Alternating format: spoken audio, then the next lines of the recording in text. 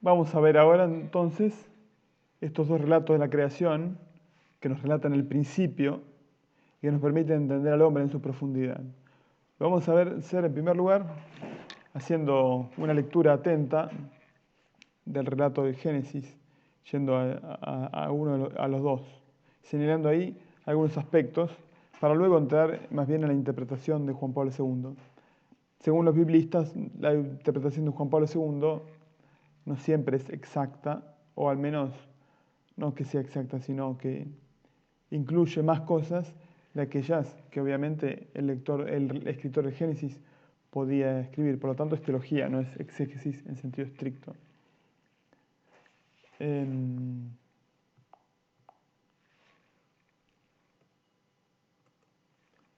Entremos entonces. Bueno, el primer relato de la creación encontramos en primer lugar, no está aquí puesto, pero ustedes lo recuerdan seguramente, Dios crea el mundo en 7 días.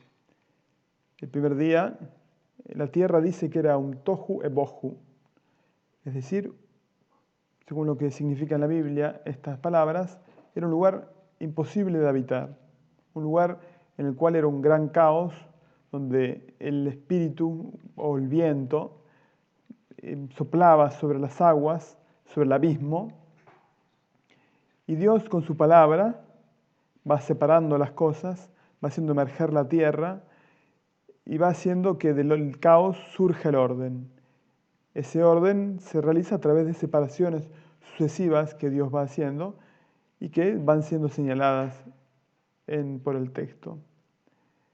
Hay dos elementos muy interesantes a notar. Uno es que son la división en 7 días, pero también existe la división en las 10 palabras. El texto, dice 10 veces y Dios dijo.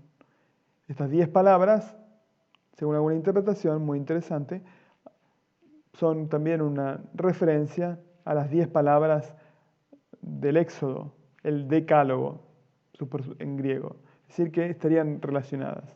Bien, entonces en el 6.º día Dios crea los animales y luego crea al Adán.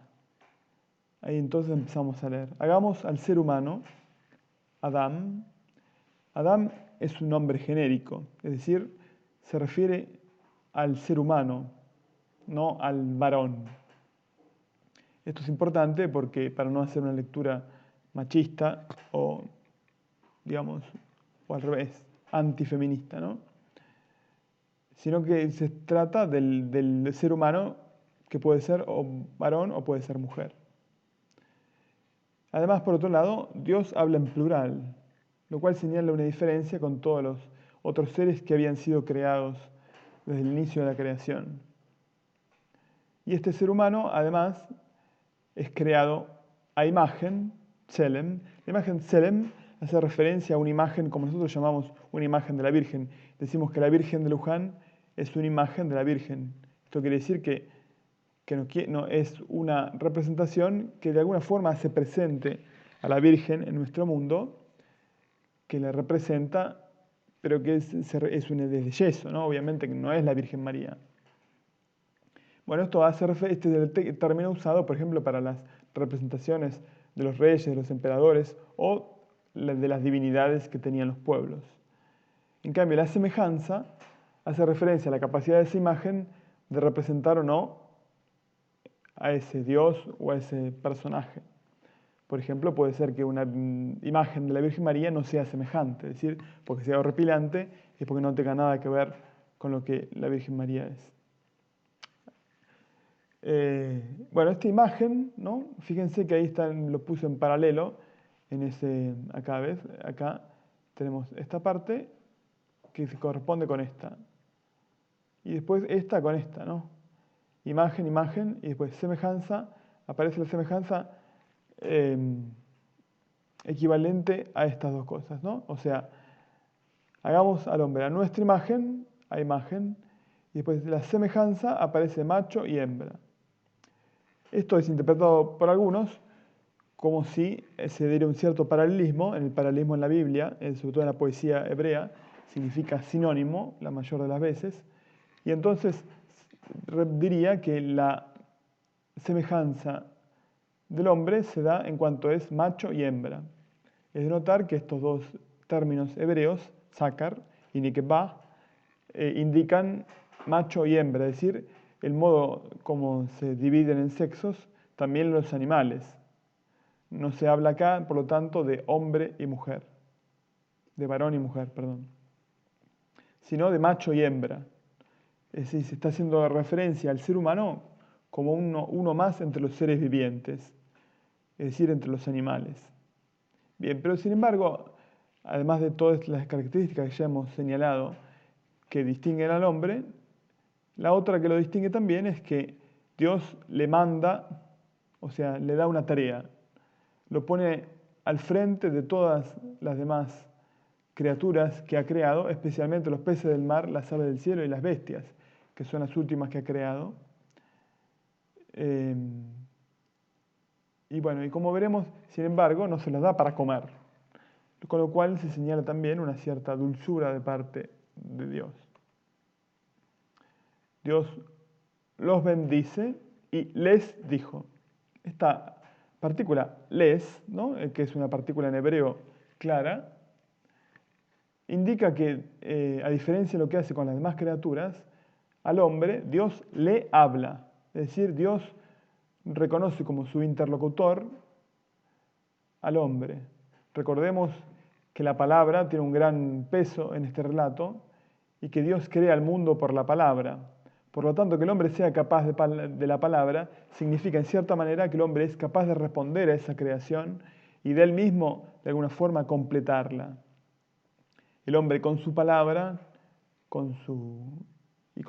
que representa también su trabajo, es capaz de llevar a término esa creación que Dios, como veremos, dejará incompleta, retirándose. O sea que el mundo, el hombre es creado en el mundo, recibe una misión, como veremos ahora, y además debe devolver a esa palabra. Pero además en esto el hombre es reconocido como un interlocutor, es decir, como alguien que es capaz de hablar con Dios y por lo tanto de ser su amigo, como se dirá en el segundo relato. Bien, además a este hombre Dios le da, ¿no? Como ven acá, le doy. Esto quiere decir que le da como alimento toda la hierba, pero es el único ser al cual Dios le da las cosas, ¿no? Finalmente les da una misión, ser fecundo y multiplicarse. Tienen que henchir la tierra y esto es un poco la misión que Dios le da. Dominar, como veíamos, ¿no?, sobre las demás criaturas y por otro lado, ser fecundos y multiplicarse, mandando sobre los peces y demás. O sea, y esto también es visto por algunos como la imagen del hombre, o sea, en cómo el hombre es imagen de Dios. Así como Dios crea el mundo con su palabra, el hombre con su palabra gobierna sobre los demás seres y los lleva también a su plenitud. Y acá también, finalmente, también les da a ellos la hierba verde como alimento. Fíjense que nadie se come a nadie. Es decir, al inicio de la creación hay como una paz y una dulzura entre todos los seres vivientes. Bueno, el séptimo día Dios concluye su obra.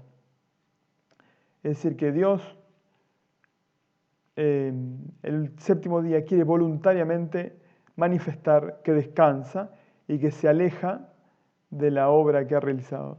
Si ustedes fijan en este versículo 2, acá hay también, como les decía anteriormente, hay un paralelismo. Y dio por concluida Dios en el séptimo día la labor que había hecho. Y cesó, descansó, palabra que en hebreo se dice Shabbat, es decir, sábado, en el día séptimo de toda la labor que hiciera, ¿no? En el séptimo día, en el día séptimo. Hay un cierto paralelismo. Entonces, el paralelismo viene dado que en el hecho de que Dios concluye y descansa. Dios concluye descansando y descansa concluyendo, según las reglas de la poesía hebrea.